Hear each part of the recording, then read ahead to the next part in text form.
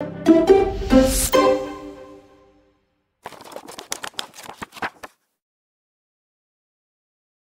all of you use the chair options. आपके पास chair होगा वो use करना. Okay, in today's class we are going to do the passovers of vectors. हमने vectors को discuss कर चुके हैं. हम already मैं उसकी videos वगैरह सारी आपको provide कर चुका हूँ. आज की क्लास के अंदर हम कुछ passovers वगैरह करेंगे. ये soft file आपके पास updated है. This is a question from June 2014 paper 2. ये 2 आपका वेरिएंट है. पहले वाले पार्ट में हम जरा सवाल को रीड कर देंगे. एग्जामिनर हमसे क्या मांग रहा है. In this question, you may use the grid below to help you. The point P has position vector.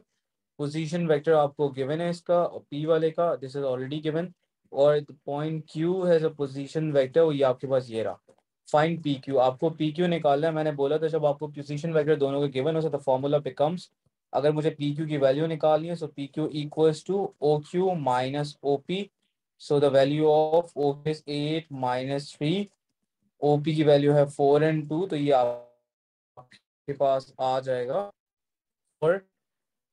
ठीक है, एंड -3 -2 दिस बिकम्स -5. तो ये आपको एक मार्क इसके ऊपर मिल गया. अगेन मैंने एक चीज समझाई थी आपको कि पी क्यू बेसिकली ये वाला साइन जो था वो रिप्रेजेंट कर रहा है कि you have to take out the magnitude. Magnitude का आपके पास क्या फॉर्मूला था, x² + y². So now what you need to do is कि अगर आपको मैग्नीट्यूड निकालना है तो आप इस 4 का स्क्वायर करोगे और 5 का स्क्वायर करोगे तो ये आपके पास मैग्नीट्यूड आ जाएगा. That is going to be 16 + 25. और इन दोनों को आप आपस में सॉल्व कर लो और चेक करो कि आपके पास यहाँ पे क्या इसका मैग्नीट्यूड आ रहा है. ठीक है, देयर इज 6.4. ये आपके पास ये आंसर आया हुआ. ठीक है, okay. All of you please chat के अंदर लिख के मुझे बता दो इज दैट क्लियर. कोई कंफ्यूजन है तो मुझे बता दो.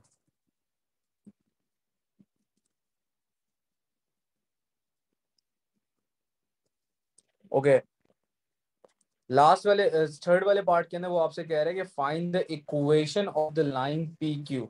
So the meaning of the word equation of the line, that means कि वो आपसे बात कर रहे हैं y = mx + ct. m मैंने बताया था, m आपके पास होता है ग्रेडियंट होता है.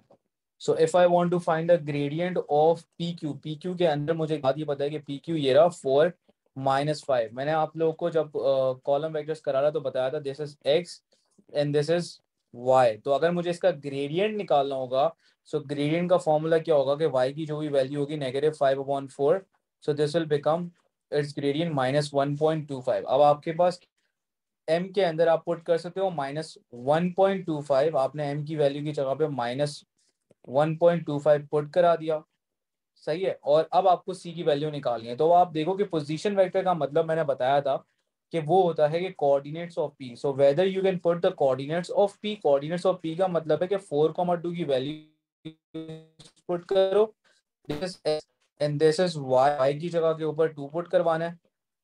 तो you will write 2 over here. और देन उसके बाद आपने लिखा -1.25. ये मल्टीप्लाई हो जाएगा 4 के साथ.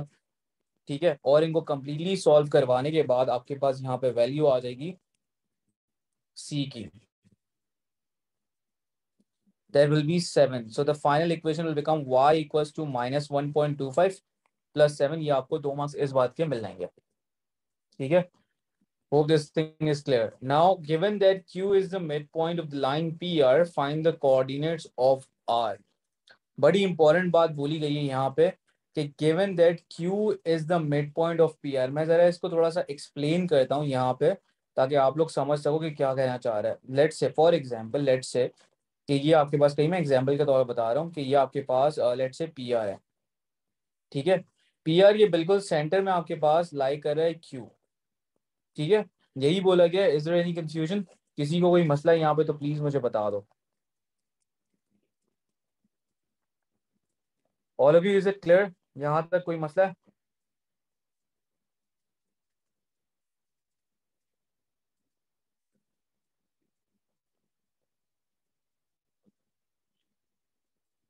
ओके, अच्छा. given that q is the midpoint of the line, find the coordinates of r. आपको r coordinates यहाँ पे फाइंड करने हैं.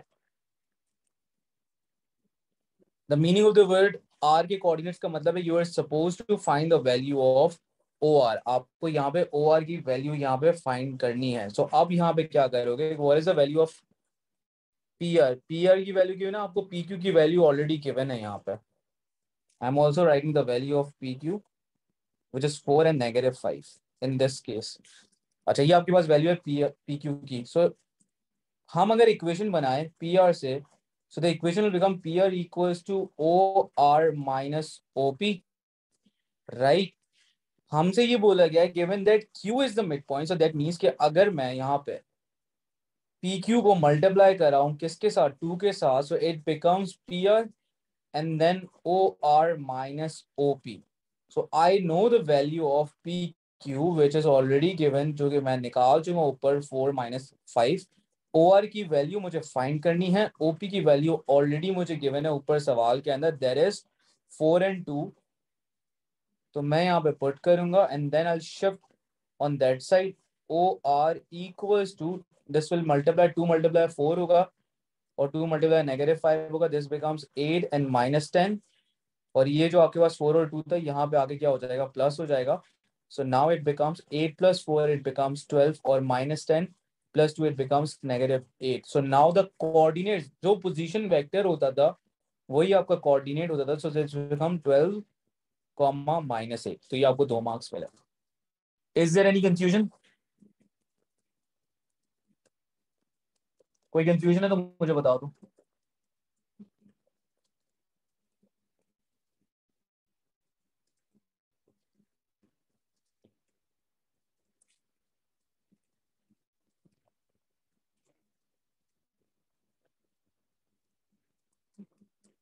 ओके, सो ये कंप्लीट हमारा सवाल हो चुका है। अब इसी का हम बी वाले पार्ट की तरफ मूव करते हैं। ये आपके पास सामने बॉटम के ऊपर सारी भी अवेलेबल होगी, so you can check your answers के वेदर आपके आंसर सही आ रहे हैं नहीं आ रहे, आप वहाँ पे चेक कर सकते हो। ठीक है, यहाँ पे देख लो आपके पास क्या आ रहा है। Okay, so in the first part the examiner is asking you to find the value of A B की वैल्यू आपको फाइंड करनी है। मैंने ये कहा था कि whenever you are suppose to find the value of A B, आपके पास सारी वैल्यूज यहाँ पे गिवन है। So you are going to move from, और ए बी के सारे पोजीशन वेक्टर्स भी गिवन है, सो दैट मींस के ओ बी माइनस ओ ए। ओ बी आपके पास यहाँ पे क्या गिवन है, बी गिवन है। ओ ए आपके पास क्या गिवन है, यहाँ पे ए गिवन है। So the value of A B will become B minus A. या आप सिंपल सा एक पहला वाला पार्ट कर लोगे आराम से कर।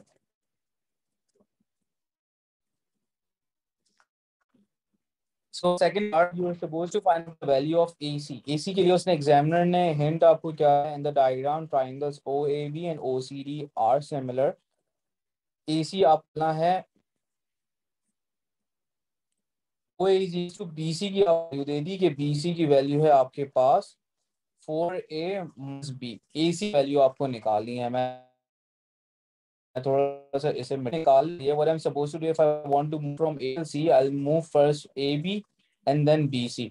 तो अगर मुझे यहाँ पे ए सी की वैल्यू निकालनी है, so A C is going to be equals to A B plus B C.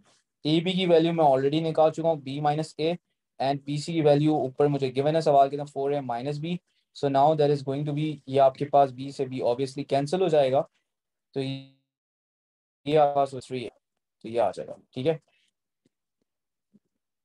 Now I am moving towards C D. C D की वैल्यू निकालनी है, सी से डी ऑल द वे आपको मूव करना है। सी डी के लिए first I'm going to mark all of the things you are supposed to find the value of CD। सी से डी आपको फाइंड करना है। अच्छा, एक और बात, अगर यहाँ पे आप देखो तो these two triangles are exactly similar, उन्होंने बोल दिया है। और सिमिलरिटी मैंने रिसेंटली पढ़ा है आप लोगों को, तो आप लोगों को पता होगा वहाँ पे क्या हो रहा होगा, रेशियोज बेसिकली वहाँ पे यूज हो रहे होंगे। सही है, सो सीडी की बात हो रही है और ए और बी के अंदर अगर आप ऑब्जर्व जरा सिचुएशन को ऑब्जर्व करना कि if I am talking about the value of A C, तो ए सी की वैल्यू आपके पास यहाँ पे क्या गिवन है, 3 है, right. And if I notice one clear thing over here, the value of OC की वैल्यू आपके पास क्या हो जाएगी, 4 हो जाएगी। तो वह ये है आसान अल्फाजों के अंदर कि लेट्स से कि this was your triangle right है। तो अगर ये बड़े वाले ट्राइंगल के अंदर आपके पास कन्वर्ट हुआ है, तो what is the number which is being multiplied, 4 वो ऐसा नंबर है जिससे ये लेंथ आपकी क्या हो रही है, मल्टीप्लाई हो रही है। So if I am suppose to find the value of C D, तो मुझे एक बात ये पता चल रही है यहाँ से क्लियरली कि C D is 4 times of A B. कैसे मुझे पता चला? क्योंकि यहाँ पे हमारे पास बोला गया है कि फिगर्स क्या है, सिमिलर है। कैसे सिमिलर है वो उन्होंने बोल दिया, एक तो सवाल के ना, दूसरी बात ऑब्जर्व मैं कर रहा हूँ कि उसके प्रोपोर्शंस एक्जैक्टली सेम होंगे। तो क्योंकि मैं ऊपर से अगर ऑब्जर्व करके आऊँ, that's why I can say कि C D is equal to 4 times of A B. So now I know कि ए बी की वैल्यू ऊपर मैं निकाल चुका, which is B minus A, so that is going to be 4b minus 4a। That is going to be the value of C D. Is there any confusion? इसमें कोई मसला है तो प्लीज मुझे बता दो। Is that clear?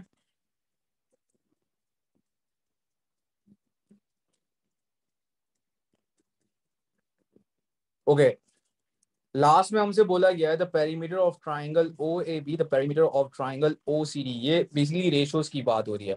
तो याद होगा आपको, आप लोगों ने सिमिलैरिटी वगैरह करे, आप रेशोज वगैरह की बात करते थे। तो आपको यहाँ पे नजर आ रहा है कि रेशोज हमारे पास perimeter of triangle O A B, और इसका रेशो आपके पास क्या यूज है, यू ऑलरेडी नो कि ये हमारे पास क्या था, ये ए था, और ये हमारे पास टोटल क्या हो गया, 4a हो गया। So that means the ratio is going to be 1:4। और अभी भी आपने यहाँ पे मल्टीप्लाई वगैरह भी करा है, तो आपको यहाँ पे साफ पता चल रहा है। नाउ आपके पास लास्ट पार्ट के अंदर area of triangle O A B बोला गया है, और area of triangle A B C D बोला गया है, कि ए बी डी सी बोला गया है। ठीक है, A B D C basically ये इतना बड़ा ट्राइंगल है, और इसके एरिया की बात हो रही है। फॉर एग्जाम्पल मैं थोड़ी देर के लिए आपको बोलता हूँ कि यार आप इसे भूल जाओ, सही है, कि ट्रेपेजियम को थोड़ी देर के लिए भूल जाओ, आप अज्यूम ये करो कि बात हो रही है ओ सी डी की, इसको भूल जाओ, बात हो रही है ट्राइंगल ओसीडी की, इनके एरिया की बात हो रही है। सो अगर सिमिलर फिगर्स के एरिया की बात होती थी, so we are going to write a1/a2 equals to l1/l2 का होल स्क्वायर हुआ करता था। So we know the ratio of इनका पेरीमीटर या उसकी लेंथ की हमें रेशियो पता है, विच इज 1:4। ठीक है, सो a1/a2 यहाँ से हमारे पास आ जाएगा, तो a1 is a small triangle, a2 is a bigger triangle, तो ये आपके पास हो जाएगा 1/16। So OCD is the bigger triangle जिसका एरिया मतलब जिसका रेशियो आ रहा है 16, and A1 is the smaller triangle। आप कॉमन सेंस जरा यूज करो, मैं थोड़ा सा इसको हाईलाइट करके भी चीजों को समझाता हूँ ताकि आपको समझ में आए। लेट्स सपोज कि this is a complete one, और इसकी हमारे पास जो वैल्यू आई है, वो वैल्यू हमारे पास कितनी आई हुई है, वो आ रही है 16। और इसको थोड़ा सा मैं वो करता हूँ, ये स्मॉल है हमारे पास, इसकी वैल्यू आई हुई है हमारे पास 1। So if I am suppose to find this kind of area, और इसका मुझे ए बी सी डी का एरिया फाइंड करना है, so what will I do? इस वाले के लिए, सिर्फ इस वाले के लिए मैं क्या करूंगा, सिर्फ इस वाले के लिए what will I do is कि मैं 16 में से 1 को माइनस करवा दूंगा, this will become 15। So the ratio of an smaller triangle और इस वाले पूरे ट्रेपेजियम का वो रेशियो आपके पास क्या आ जाएगा, 1:15। ठीक है, इस सवाल के अंदर कोई और कंफ्यूजन है तो प्लीज मुझे बता दो, मैं यहाँ पे आप लोगों को एक्सप्लेन कर दूँ और अच्छे तरीके से, if there is any further confusion. अगर ये क्लियर है तो हम आगे मूव करें।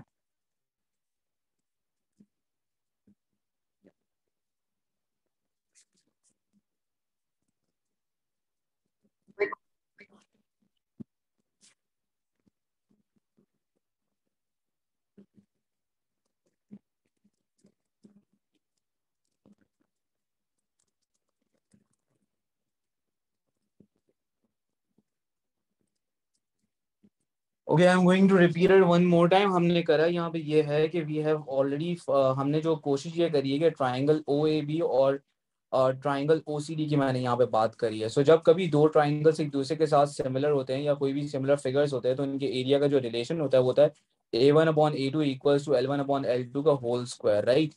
अब मैंने सबसे पहले यहाँ पे ये करा कि बिकॉज मुझे ये पता था कि इन दोनों की लेंथ का प्रोपोर्शन क्या होगा, 1:4 था, तो मैंने उसी रेशो को यूज करा, 1:4।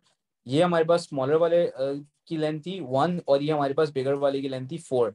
तो यहाँ से अगर मेरे पास एरिया का ये आ गया कि A2 का लेट सपोज एरिया होगा 16, और A1 का एरिया, अगर A1 का एरिया 1 है तो A2 का एरिया आपके पास क्या होगा, 16 होगा। ये इनका एरिया का रेशो आ गया, सही है। अब जब एरिया का आपके पास रेशियो आ जाए, और मुझे एक्चुअल सवाल के अंदर अगर मैं यहाँ पे रीड करूँ, तो एक्चुअल सवाल के अंदर बोला गया है कि एरिया ऑफ ट्रेपेजियम एबीडीसी आप बताएं। तो एरिया ऑफ ट्रेपेजियम एबीडीसी वो ही है, इतना सही है वाला। तो मैंने क्या करा, because I know the total area which was 16, तो मैंने उसमें से ये 1 माइनस करा, तो मेरे पास ये वाले ट्रेपेजियम का एरिया आ गया, that is 15। So if I want to write the ratio of this particular shape और इस वाले ट्रेपेजियम का, तो वो रेशो हमारे पास क्या होगा, 1:15 15. Hope now this is clear. Please chat के अंदर मुझे जवाब दीजिएगा.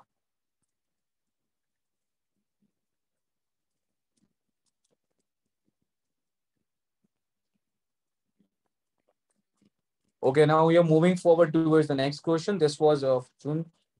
अब हम मूव कर रहे हैं. This was a question from अक्टूबर नवंबर 2020 का ये सवाल है पेपर 2 और इसमें हमारे पास देख लो क्या हो रहा है. सबसे पहले तो एग्जामिनर आपसे कह रहा है कि मैग्नीट्यूड निकालो. बड़ा सिंपल सी चीज़ है. मैग्नीट्यूड के लिए अगेन एच जे आपको वैल्यू ऑलरेडी गिवन है, तो आपने क्या करना है, यहाँ पे 10 का स्क्वायर करवाना है प्लस माइनस 6 का square and this will become 100 plus 36 and then उसका कैलकुलेटर में स्क्वायर रूट वगैरह निकाल लो तो आपके पास यहाँ पे स्क्वायर रूट यहाँ पे आ जाएगा. So that is going to be 11.7. ठीक है, ये आपको 2 मार्क्स इस बात के मिल जाएंगे. Now in the next part कह रहे given that H K is equals to 3 times of H J, find the coordinates of K. के आप कोऑर्डिनेट्स निकाल के दिखाओ. के कोऑर्डिनेट्स के वर्ड का मतलब ये है कि you are suppose to find the value of O K position vector of K. आपको ये फाइंड करना है. अब मैंने यहाँ पे क्या करा कि एच के को I need to break it down into the position vector. Position vector के उसके अंदर जो फॉर्मूला मैंने सिखाया था उसी के अंदर ब्रेक डाउन करा, तो ये हो गया O K minus O H is equals to 3 times of H J. अच्छा, ओके ऐसे ही लिखा. ओ एच की वैल्यू मुझे ऑलरेडी गिवन थी, दैट वाज -7 and 4 और 3 टाइम्स ऑफ एच जे का मतलब है 10 and -6. ठीक है, तो ये उधर जाके क्या हो गया, प्लस हो गया. -7 and 4, so now this becomes 30 -18 plus -7 4. सो ये पूरा सॉल्व हो गया. कंप्लीटली सॉल्व होने के बाद हो जाएगा this will become 23 and this will become -14. So the coordinates of OK is going to be 23 -14. ठीक है, ये आपको 2 मार्क्स इस बात के मिल गया. ठीक है, क्लियर है? Can we move forward? Okay, this was the question which we have previously done. मैंने बहुत बार ये वाला सवाल कराया, एक बार वापस से भी कर लेते हैं. देन उसके बाद एक थोड़े से मुश्किल तरीन सवाल हैं वो उसे हम लोग करेंगे कॉन्सेप्चुअल बेसिस के ऊपर.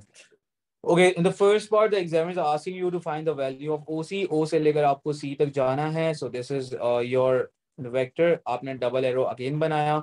OC जाने के लिए आपको क्या चाहिए कि आपको सबसे पहले OB जाना पड़ेगा and then you have to plus BC, right?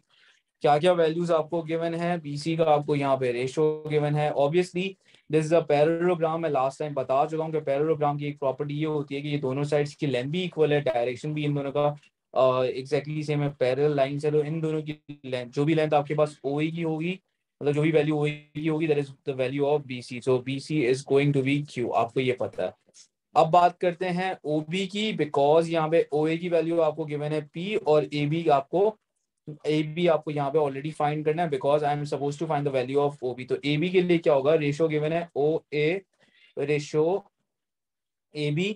इसको वही करेंगे जिस तरह से हम बचपन में करते थे. इसका रेशो 1 है, इसका रेशो 3 है. सही है. OB की वैल्यू OA की वैल्यू आपको ऑलरेडी गिवन है P. मैंने OA की जगह पे P लिख दिया. क्रॉस मल्टीप्लाई कराया, सो the value of AB becomes 3P. So this is 3P. अगर मैं O से B तक की बात करूं पूरी, so this becomes 4P. So now OB की वैल्यू आपके पास कितनी है, 4P. BC की वैल्यू आपके पास कितनी है, Q. So it becomes 4P plus Q. ठीक है, ये आपका एक पार्ट का सॉल्व हो गया. Now in the next part examiner कह रहा है कि AX निकालो. AX के अंदर क्या करेंगे कि AX के अंदर मैं थोड़ा ब्लू से रिप्रेजेंट करूंगा ताकि डिफरेंट शीट आप लोग आराम से कर सको. You are suppose to find the value of AX. AX के लिए कॉमन सेंस यूज करो कि आपको A से X की तरफ जाना है. That means you will move A से B, फिर B से X जाओगे. तो अगर मैं यहाँ पे इसकी पूरी यहाँ पे लिखना चाहूँ इक्वेशन, तो I write AX is equal to AB plus BX. AB की वैल्यू आपको पता है यार 3P है. BX की वैल्यू आपको नहीं पता, but you know the ratio of BX. अब BX की वैल्यू कैसे हम लोग निकालते हैं कि BX अगर मुझे निकालना है, so what will I do. ये वही वाली बात है, रेशियो वाला जो मेथड था. BX का अपना रेशियो 3 है, टोटल रेशियो आपके पास 3 + 2 5 है, multiply by the total length. Total length आपको गिवन है Q. So this becomes 3/5Q. ये आपके पास आ जाएगा BX. ठीक है, EX बड़ा सिंपल सा था. मैं जरा इसकी इक्वेशन फॉर्म कर देता हूँ बिकॉज हम आगे मूव करेंगे. ठीक है, ये बड़ा बेसिक सा सवाल है. EX में थोड़ा डिफरेंट कलर से कराता हूँ ताकि आप लोग इसके दरमियान थोड़ा आइडेंटिफाई कर। सो ई से एक्स का मतलब है you are suppose to move it like this. E से एक्स आपको ऑल द वे जाना है। ई से एक्स जाने के लिए आप क्या करोगे, E X is equals to you are suppose to move E C first, और इसके बाद आप जाओगे सी एक्स। डायरेक्शन चेंज करवाना मत भूलना। ई से सी की वैल्यू आपको पता है कि आप ऑल द वे जा रहे हो, बिकॉज वो पैरेललोग्राम है, तो ओबी की जो भी वैल्यू होगी वो एग्जैक्टली बराबर होगी ई सी के साथ। सही है, because both are equal vectors. तो ये आपके पास हो जाएगा 4p। सी एक्स की वैल्यू के लिए आप सबसे पहले एक्स सी की वैल्यू निकाल लिएगा। एक्स सी की वैल्यू मैं निकाल लेता हूँ। The value of X C is going to be, X C का जो रेशियो वो है 2/5 multiply by the total length which is Q. तो जो भी 2/5 है, लेकिन आप इसका because I am writing C X तो ये ऑपोजिट हो जाएगा, so I will do -2/5 Q. उसके बाद जो भी है इसका आप निकाल देना। So that's how you are going to solve it. ये आपके पास कंप्लीटली हो जाएगा। ठीक है, so I am moving towards the next question. ये वाला सवाल हम लोग कर लेते हैं। ये बड़े सिंपल सिंपल से सवाल है। H is the point 5,2। बेटा जब भी आपको पॉइंट की बात कर रहा हो दैट मीन्स कि this is a position vector. ये आपके पास ओ एच की वैल्यू है, इसी तरह ये आपके पास ओ जे की वैल्यू है। ठीक है, एच जे फाइंड करना है, तो एच जे का आपके पास क्या होगा, ओ जे माइनस ओ एच, ये आपको निकालना है। ओ जे की वैल्यू है -3 and 6, ये आपके पास आ जाएगा। इसमें से आप 5 and 2 को माइनस करें तो आपके पास ये वैल्यू पूरी आ जाएगी। -3 -5 this becomes -8 and 6 - 2 is become 4, तो आपके पास एच की वैल्यू आ जाएगी -8 and 4। So this is 1 and now calculate the magnitude. Magnitude आप कैसे निकालोगे, again you know the formula, x का स्क्वायर कराओ, ठीक है, और उसका स्क्वायर कराओ, वाई का स्क्वायर कराओ। आप यहाँ पे आराम से मैग्नीट्यूड निकाल सकते हो। That is going to be 64 + 16, और इसका स्क्वायर रूट करा दिया आपने तो दिस विल बिकम 8.94। ठीक है, अच्छा बोल रहे हैं M is the mid point of edge. अब थोड़ा सा यार बैकग्राउंड के ऊपर आते हैं कि मैं अगर लेट्स सपोज बात कर रहा हूँ किसी mid point, let's suppose there is a single line और ये एच और जी की लाइन है, थोड़ा कॉमन सेंस हम लोग यूज कर रहे हैं। सही है, ये हमारे पास एम है जो इसका क्या है, मिड पॉइंट है। अब अगर एम इसका मिड पॉइंट है और लेट्स सपोज मैं एग्जांपल के तौर पे दे रहा हूँ, ये टोटल लेंथ हमारे पास थी इस लाइन की 8, तो यार आप क्या करोगे, आप इसको डिवाइड बाय 2 करोगे, this is going to be 4 and this is going to be 4। ठीक है, इस तरह से आप कर रहे होते हो अगर आप मिड पॉइंट की बात कर रहे हो तो देखो इसमें क्या होगा कि if M is going to be the mid point of H J, तो whatever the column vectors of H J के कॉलम वेक्टर्स हमारे पास क्या आ रहे थे, -8 and 4 आ रहे थे, राइट। तो अगर मैं इसको डिवाइड बाय 2 करवा दूंगा, so I am going to reach on H M. सही है, क्यों, क्योंकि देखो एच इस तरह से जा रहा है। सही है, ये एच है फॉर एग्जाम्पल, एग्जाम्पल के तौर पर बता रहा हूँ, ये एम कहीं लाई कर रहा है। ठीक है, अब मुझे यहाँ पे जाने के लिए, यहाँ पे जाने के लिए जो भी चीजें कवर करवानी पड़ रही है, अगर मैं एच एम मूव करूंगा तो उसका आधा कवर करवाना पड़ेगा। सो हाफ इसका क्या हो जाएगा, सो what will I do is कि मैं यहाँ पे अगर एच एम मुझे वैल्यू निकालनी है तो मैं एच जगह क्या करवा दूंगा, मैं इसको डिवाइड बाय 2 करा दूंगा। ये बात मैं एक्सप्लेन करना चाह रहा हूँ। तो मैंने यहाँ पे क्या करा, एच जे को डिवाइड बाय जब 2 कराया, so now H M will become -4 and 2, ये आपके पास एच एम हो जाएगा। अब आपके पास एच एम आ चुका है, तो now you can break it down into the formula of a column vector which is going to be O M minus O H. H M की वैल्यू आपको पता है -4 and 2, और ओ एच की वैल्यू आपको पता है विच इज, ओ एच की वैल्यू आपको ऊपर यहाँ पे दी हुई है विच इज 5 and 2। ठीक है, और ओ एम की वैल्यू आपके पास इस तरह से आ जाएगी, क्योंकि उस तरफ जाएगा तो ये ऐड हो जाएगा। So now this becomes 1 and 4, तो ये आपके पास 1 and 4 आ जाएंगे। ठीक है, ये आपको 2 मार्क्स मिल गया। Is there any confusion, everything is clear.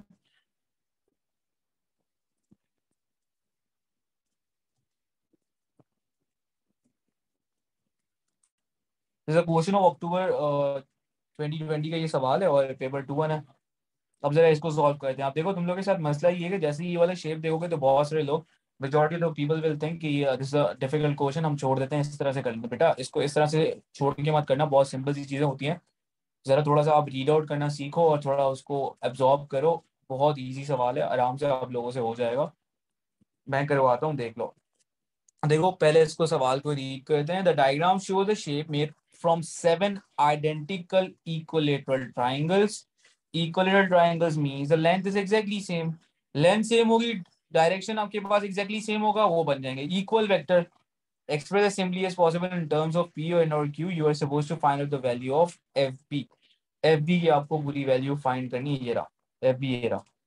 F B को आप देख रहे हो कि यहाँ पे आपके पास ये सारे के सारे ट्राइंगल्स है, यहाँ पे आप देखा, यहाँ पे आपने देखा यार इक्वल है लेंथ के अंदर, and they both are parallel to each other. अब जब ये पैरेलल, दैट मीन्स कि इसकी लेंथ कितनी होगी, इसकी लेंथ होगी आपके पास पी, इसकी भी लेंथ आपके पास क्या होगी पी। तो आपके पास अगर मुझे एफ पी फाइंड करने के लिए बोला है, सो दैट मीन्स कि F P is going to becomes, F G की वैल्यू भी आपके पास पी है, इसकी वैल्यू भी, तो ये आपके पास हो जाएगा टू पी डायरेक्ट। ठीक है। अच्छा, अब हमसे कहा गया, एग्जामिनर ने बोला है कि एफ ई फाइंड करके दिखाओ। सो एज यू नो कि आपके पास F G is going to be P, और अगर मैं यूं आऊं, इस तरफ आऊं, सो इसको किसी और कलर से रिप्रेजेंट करते हैं, इस तरफ से आए, this is fe, so these two vectors are parallel to each other and equal in length, so that means this is going to be q। ठीक है। सो क्या यहाँ पे अगर मुझे एफ ई फाइंड करना है, सो एफ ई मीन्स कि basically I am going from F G plus G E, right. F G की तरफ मूव करने के लिए पी और जी के लिए मूव करने के लिए Q, so this becomes P plus Q. इसका एक मार्क मुझे मिल जाएगा इस तरह से। ठीक है, इस वाले पार्ट की तरफ आते हैं। X is a point on F B, X कोई भी पॉइंट है एफ बी के ऊपर, इसको थोड़ा और कलर से अगर रिप्रेजेंट करते हैं, कहीं ये रहा एक्स। ठीक है, कह रहा है एफ एक्स और एक्स बी का रेशियो आपको दे रहा है 3:1, express O x as simply as possible in terms of p and in terms of q। अब देखो, इसके लिए करना ये होगा कि I want to find the value of O X. O X आपके पास ये रहा, ओ एक्स जाने के लिए if I want to find the value of O X, तो मुझे क्या करना पड़ेगा, मुझे सबसे पहले चाहिए होगा O X is equals to O F जाना पड़ेगा पहले, उसके बाद जाना पड़ेगा F X. That means there is a huge requirement of F X. F X की बड़ी यहाँ पे जरूरत है। अब एफ एक्स की वैल्यू के लिए what will I do is कि एफ एक्स का मुझे पता है कि रेशो क्या, एफ एक्स का रेशो है 3/4, 3 एफ एक्स का अपना ratio, 4 is the total ratio, F B की लेंथ को मल्टीप्लाई करूंगा बिकॉज वो इस लाइन की टोटल लेंथ है। एफ बी की लेंथ ऊपर चलो मैं निकाल चुका हूँ, which is going to be 2p। तो ये थोड़ा सिंप्लीफाई होने के बाद हो जाएगा 3/2p, two one time, two time, तो 3/2p। ओ की वैल्यू हमारे पास ऑलरेडी आ चुकी थी भाई, ओ एफ की वैल्यू आपको एग्जामिनर ने दी भी थी, दैट वाज क्यू, राइट। और ये आप प्लस कर दोगे 3/2p, ये आपके पास वैल्यू आ जाएगी।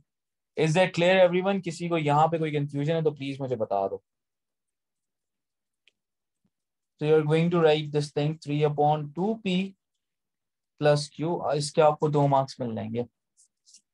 Okay, so I'm moving towards the next। हमारे पास थोड़ा सा इसका नेक्स्ट वाले पार्ट के अंदर examiner is asking you why is a point on B D, why एक पॉइंट है बीडी के ऊपर, quadrilateral O X Y F is a trapezium. बेटा ट्रेपेजियम के अंदर आपके पास क्या होता है, दो पैरेलल साइड्स होती हैं। पहली बात, वाई एक पॉइंट है बीडी के ऊपर, हमें नहीं पता वाई कहाँ है, मैं सारी चीजों को मिटा रहा हूँ ताकि हमें कोई कंफ्यूजन ना रहे। Y somewhere is a point over here, कहीं भी वो पॉइंट है, whether it can be over here, कहीं भी वो हो सकता है। वाई वाला पॉइंट यहाँ पे मैंने बना लिया। वो बोल रहे हैं वाई इस तरह का पॉइंट आपके पास है, ये यहाँ कहीं बीडी के ऊपर कहीं लाई कर है, लेकिन वाई इस तरह का पॉइंट है कि आपके पास अगर ये ओ एक्स वाई एफ अगर आप कनेक्ट करो तो ये क्या होगा, ट्रेपेजियम होगा। तो कनेक्ट करते हैं बाकी सारी चीजों को।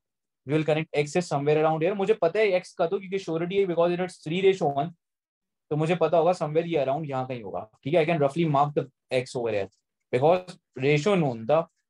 ठीक है, अब यहाँ पे मार्क करते हैं। अब थोड़ा सा कॉमन सेंस भी लगाते हैं कि अगर मैं यहाँ पे अगर इसके पैरेलल कोई लाइन मार्क करना चाहूँ ओ एफ से पैरेलल, तो ओ एफ से पैरेलल अगर मैं लाइन मार्क करूंगा, so that line will be somewhere around here. तो जो चौथा पॉइंट आ रहा होगा वो यहाँ आ रहा होगा। बट वाई ऐसी पॉसिबिलिटी नहीं है, वाई यहाँ नहीं आ सकता क्योंकि एग्जामिनर ने कंडीशन लगाई हुई है। देखो, दो चेक है हमारे ऊपर। पहला चेक ये है कि भाई पैरेलल होनी चाहिए क्योंकि बिकॉज ऑफ द ट्रिपेजियम। दूसरा चेक ये लगा हुआ है कि बीडी के ऊपर वाई लाई करना चाहिए। तो पहली बात तो ये ऑप्शन हमने काट दिया कि ओ एफ वाली लाइन एक्स वाई से पैरेलल होगी, ये ऑप्शन तो कट हो गया क्योंकि उसकी वजह से क्या हो रहा है कि वाई हमारे पास इस वाली लाइन पे लाई कर रहा है, जो कि नहीं कर सकता, इसकी पॉसिबिलिटी नहीं है। दूसरी पॉसिबिलिटी हमारे पास क्या है कि ओ एक्स पैरेलल हो सकता है किसके साथ, एफ वाई के साथ, उसकी पॉसिबिलिटी है। उस केस के अंदर हमारे पास क्या हो रहा है कि Y is going to be lying on, यहाँ कहीं मार्क कर लेता हूँ रफली, अभी मैं रफ थोड़ा सा काम कर रहा हूँ, मुझे नहीं पता ये कहाँ स्पेसिफिकली लाइक कर रहा होगा, मैंने यहाँ पे मार्क कर दिया। ये दोनों लाइंस आपस में पैरेलल हैं, ठीक है, मैं एरो ही बना लेता हूँ, ये रहा, ये मैंने बना लिया, ठीक है। Okay, if the meeting is over then please rejoin, you know the link, और बाकी आपको सब पता है। अब देखो इसके अंदर क्या होगा कि एग्जामिनर कह रहा है ये तो मैंने ड्रॉ कर लिया, you are suppose to find X Y की वैल्यू निकालनी है। थोड़ा इसको वो करते हैं, यू आर सपोज टू, अच्छा मैं डबल एरो हटा दूं ताकि इसमें कोई कंफ्यूजन ना रह जाए। एक्स वाई की वैल्यू फाइंड करनी है, थोड़ा सा यार ये यूज करो, if I want to find the value of X Y, तो एक्स वाई के लिए मैं कैसे मूव करूंगा, एक्स वाई के लिए आई मूव लाइक दिस। अगर मुझे एक्स वाई की वैल्यू फाइंड करनी है सो मैं जाऊंगा एक्स से ओ प्लस ओ से F, then I move F Y, सही है। अब प्रॉब्लम ये है कि एक्स ओ की वैल्यू पता है, ओ एफ की वैल्यू पता है, एफ वाई की वैल्यू के बारे में मुझे कुछ भी सेंस नहीं है। So what will I do is कि first I start my working to find out the value of F Y, तो मैं यहाँ पे एफ वाई की वैल्यू फाइंड करने के लिए वर्किंग स्टार्ट करता हूँ। F Y equals to, diagram पे आते हैं, एफ वाई का मतलब हमारे पास ये है कि I will go all the way from F D and then D Y. अब थोड़ा इसके ऊपर आ जाते हैं यार, एफ ई की वैल्यू पता थी already, P plus Q, because these are equilateral triangles, तो ई डी की वैल्यू भी क्या होगी, पी प्लस क्यू होगी। So the value of F D becomes two P plus two Q. D C की वैल्यू मुझे सिर्फ ये पता है कि डीसी की वैल्यू ये है, बट आई नो कि what is the ratio, what ever, मतलब कुछ रेशियो यूज हो रहा है, मुझे नहीं पता कि क्या रेशियो यूज हो रहा है। dy की वैल्यू के लिए if I am going to find the value of dy, देखो मैंने fd की वैल्यू फाइंड करी, मैंने dy की वैल्यू फाइंड करी, dy की वैल्यू के लिए मुझे अब specifically I don't know the numerical value, क्या रेशियो अप्लाई होगा, तो मैं अपनी मर्जी से कोई भी यहाँ पे यूज कर रहा हूँ। लेट्स से मैं यहाँ पे यूज कर रहा हूँ वट एवर, मैं यहाँ पे यूज कर लेता हूँ x यूज कर लेता हूँ, ठीक है। अच्छा, और आ जाएगा साथ में Q, because I don't know the specific ratio, that's why I am using it. Minus का साइन इसलिए लगा रहा हूँ बिकॉज देखो सी डी यहाँ पे हमारे पास इस डायरेक्शन में मूव कर रहा है, ठीक है। अब माइनस का साइन इसलिए मूव कर रहा हूँ because I am moving against it, मैं ऑपोजिट डायरेक्शन में मूव कर रहा हूँ, that's why I am adding the minus sign. All of you, is there any confusion?